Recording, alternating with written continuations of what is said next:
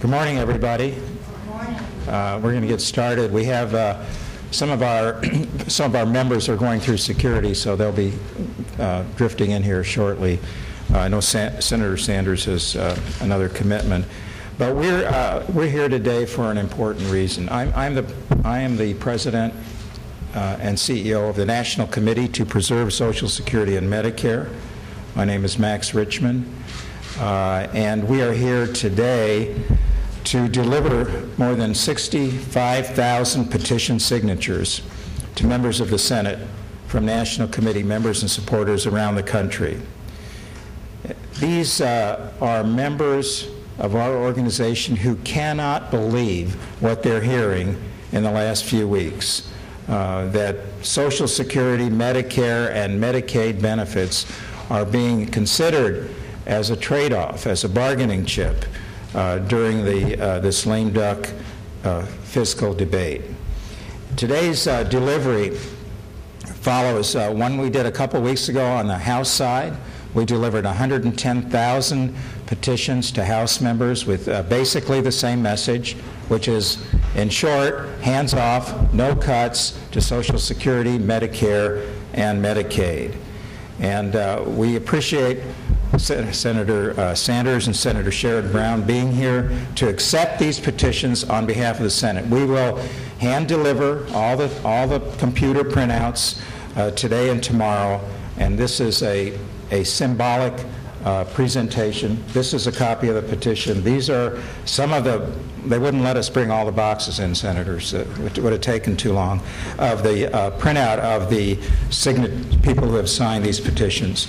I have worked on Capitol Hill for many years. I've worked at the National Committee for almost 20 years. I've never seen a disconnect this large between what the American people want and what is taking place in Washington. Americans of all ages, not just seniors, of all political stripes, do not want these programs cut, Social Security, Medicare, and Medicaid, to pay down the debt, to solve problems these programs did not create. There are other solutions. We talk about them, but it doesn't seem to get through. Negotiations, not just allowing, but mandating the federal government to negotiate for the best price for prescription drugs. Lifting the cap on the payroll tax to make it fair. But we don't hear much talk about that. Instead, what we're hearing is cut, cut, cut. And the specifics, and I think the senators will go into them. I don't want to take the time. We cannot seem to put to rest the idea of cutting the cost of living adjustment for seniors, raising the age for Medicare eligibility, and means testing the Medicare program. All terrible ideas. This morning there was a briefing that I attended, and Senator Sanders, thank you for asking me the first question. And his question was, how will seniors respond if policymakers in Washington do cut these programs? And as you know, both of you know, seniors have long memories, and the way they respond is at the ballot box. And that's what they will do, and we will make sure they know all of the facts. So let me first turn it over to Senator Sanders, who's been a champion for not just seniors, but for veterans, for children, the disabled, and the poor for many, many years. Thank you, Senator. Max, thank you, and let me thank the National Committee for the great work they do, and I'm very pleased to be here with Sherrod Brown, who for years has been a leader in fighting for the rights of working people and seniors and the disabled. I think Max made the most important point when he said that there is a huge disconnect between what the American people want in terms of the election that we just had, where President Obama won a very, very strong victory campaigning on these very issues, and the fact that 25 out of 33 of us who were running for re-election in the Senate on these same issues, we also won. So the American people, in terms of elections, have spoken. And what do they say? They said as clearly as they can that at a time when the wealthiest people in this country are doing phenomenally well, while the middle class is disappearing, they want to see the wealthy and large corporations start paying their fair share of taxes so that we can deal with deficit reduction in a way that is fair. And what they have also said in poll after poll after poll, and that's Max's point, the disconnect between the real world and what goes on here. What they have said in poll after poll is do not cut Social Security, do not cut Medicare, do not cut Medicaid. Now, inside the Beltway, there is some kind of thought about equivalence. Well, yes, we'll ask billionaires to pay a few more dollars in taxes, but then we're going to raise the Medicare eligibility age to 67, or we're going to pass this disastrous concept called a chain CPI, which, by the way, nobody outside of the Beltway has any clue as to what it's about. So let me say a word about the chained CPI. What the chained CPI means is that if you're 65 years of age now, when you're 75, you're going to pay $560 a year. You're going to lose $560 a year in Social Security benefits. And when you're 85, that's $1,000 a year. Now again, for Wall Street billionaires who are proposing cuts in Social Security, Medicare, and Medicaid, $1,000 is what they spend for lunch. But if you're living on $16,000 a year, a $1,000 cut in your Social Security benefits is a hell of a lot of money. Furthermore, what has not been talked about enough is that if you go toward a chain CPI, you know who else you're cutting? It's not just seniors. You're cutting benefits for disabled veterans. Men and women have gone off to Iraq and Afghanistan, come back without arms and legs. Does anyone really think that we should balance the budget by cutting benefits for people who serve this country and have lost their arms, their legs, or their eyesight? And as Max just indicated, raising the Medicare eligibility rate to 67 is a disaster. It's simply cost-shifting the cost onto businesses, onto states, and onto individuals. Imagine somebody with 66 years of age getting sick and not having any health insurance. Raising the Medicare age to 67 would mean hundreds of thousands of people would be in that position. So bottom line is, and let me conclude by saying this, yes, we need to do deficit reduction, but we must do it in a way that is fair. We must do it in a way that the American people have told us over and over again they want it done. And that is not on the backs of the elderly, the children, the sick, or the poor. We must not cut Social Security, Medicare, and Medicaid. That is what the American people have told us, and that is the message, and that is the mission that I'm going to continue to fight for. Thank you. Thank you so much, Senator. It's my honor now to introduce Senator Sherrod Brown. I have participated in events with both of these senators in their home states. And having done this work for many years, too often there are members of Congress that say one thing in Washington and another thing back home. That is not the case with Senator Sanders or Senator Brown. They're strong for the average American, the middle class of America, seniors, veterans, children. And I thank you again, Senator, for being here. Thank you, Max. And I'm pleased, as Senator Sanders is, to receive these petitions, and in many, many more than this. We know around the country, we can see poll numbers, we have town hall meetings, we know that the elections were not about cutting taxes for the wealthy, and we know the elections weren't about cutting Social Security, Medicare, and Medicaid. This election this year was notable for a number of things. 25 Democrats were elected or re-elected out of 33 races in the Senate this year. That is more races, that is the most races that one political party has won in a Senate cycle any year since 1964. So the public, that's the first fact. The second fact is that all of us campaigned that we would continue the middle class tax cuts and let tax breaks for the wealthy expire, and that we would protect Medicare and Social Security. All 25 of us said that. The President of the United States said that. Winners in the House of Representatives said that. It's clear from these petitions and clear from the mail we get, the town hall meetings we go to, the discussions we have that we should stand strong in protecting Social Security and protecting Medicare. Let me illustrate with a conversation I had. A woman in Youngstown, Ohio, at a town hall some months ago said to me, "I'm 63 years old. I work every day. I don't have health insurance. I just want to stay alive until I'm 65 so I can have insurance."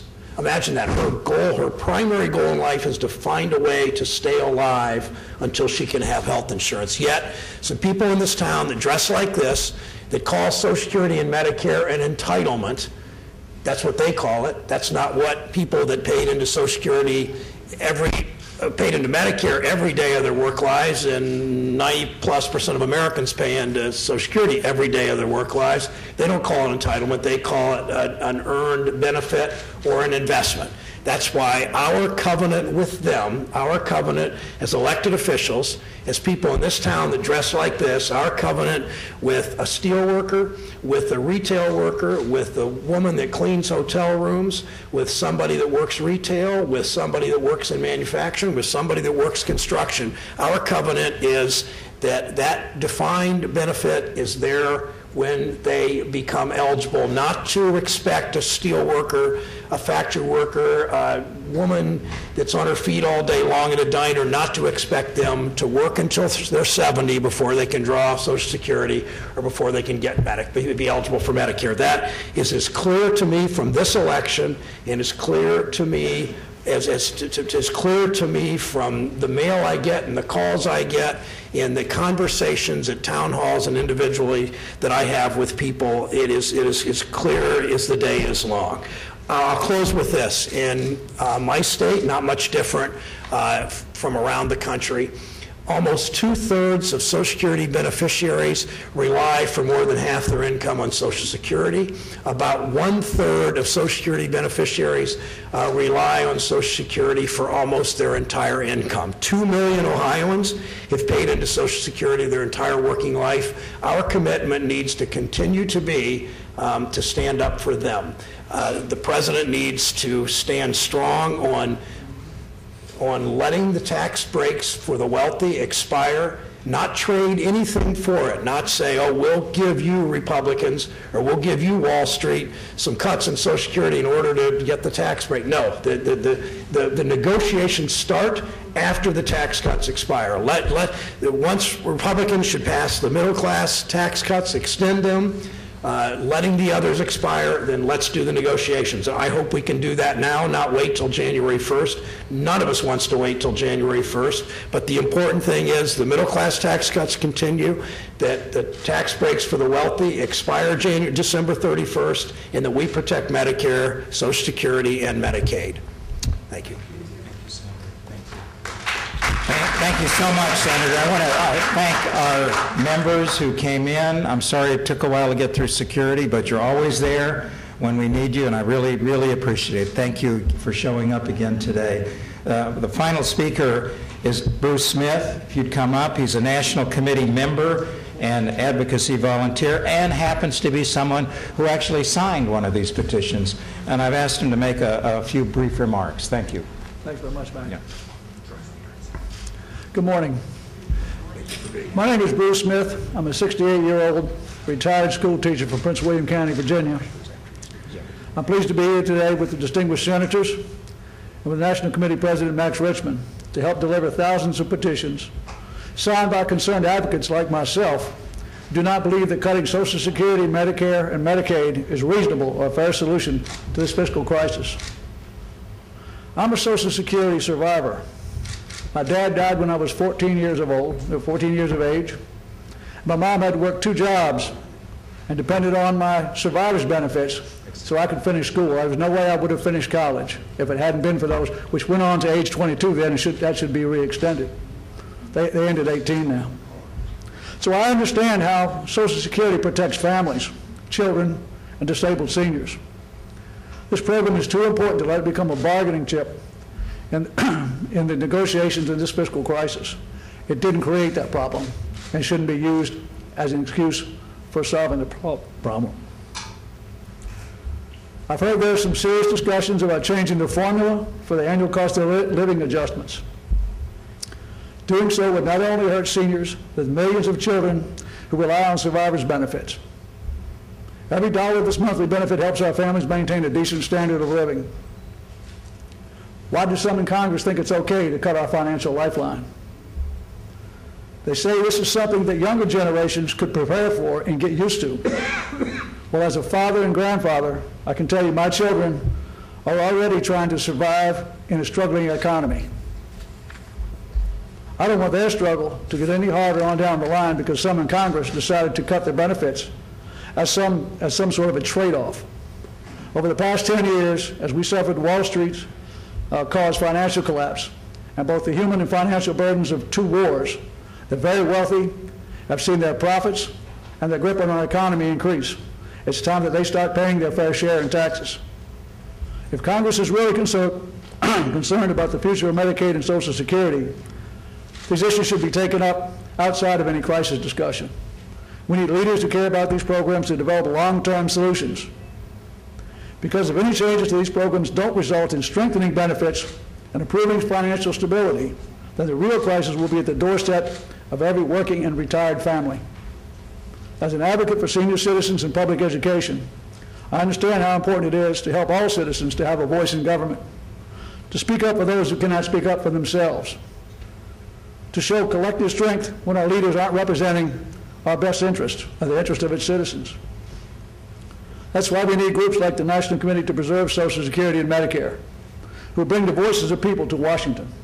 These petitions are telling Congress there's no justification for cutting our earned benefits in Social Security or Medicare.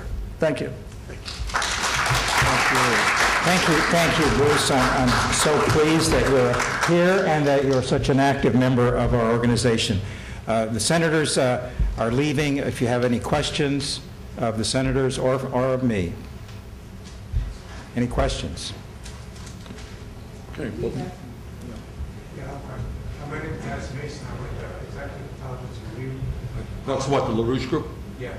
On the question of Social Security and cutting it, it seems like that's a symptom of a problem, which is that the economy as a whole is no good, which Mr. Smith alluded to. So my question for you is on actually dealing with the problems of the future in terms of Social Security and Medicare, what are you looking at in terms of an actual economic recovery program? For example, we have a law. Okay, I got the question. And the answer is, I think, among other things, which we didn't discuss today. Today we're focusing on preventing cuts to Social Security, Medicare, and Medicaid. But clearly, many of us are aware that real unemployment in this country is close to 15%. We need a major jobs program. We need to rebuild our infrastructure. Among many other things, we need to put our people back to work. Okay, well, But just want to, okay. Go ahead. No. I just want to thank Max and the National Committee, and thank you all for being here today. Max made the most important point, that there is a huge disconnect between the folks in Vermont and Ohio and all over this country. People are very clear about what they want. And then you got folks here inside the Beltway who get huge amounts of campaign contributions from the wealthy and large corporations. They have a different perspective. But we have the people on our side. Let's stand tall, and we're going to win this thing. So thank you all very much. thank you all. Thank you for coming today. Thank you.